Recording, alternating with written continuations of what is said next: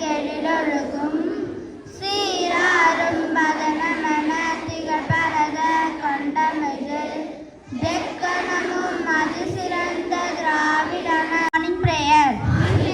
Our most gracious Lord in heaven, we praise you for this beautiful morning. We thank you for this. கசடர கற்பவை கற்றபின் நிற்க அதற்கு தக நன்றி. அனைவருக்கும் இனிய காலை வணக்கம். இன்றைய திருக்குறளின் பொருள்: ஒருவர் கற்க வேண்டிய நூல்களை பிழையின்றி கற்க வேண்டும். கற்ற பின் அதன் வழியே. Self help is the best help. Thank you. Good morning to all. Today's GK. Which tree has no wood? Answer is banana. Good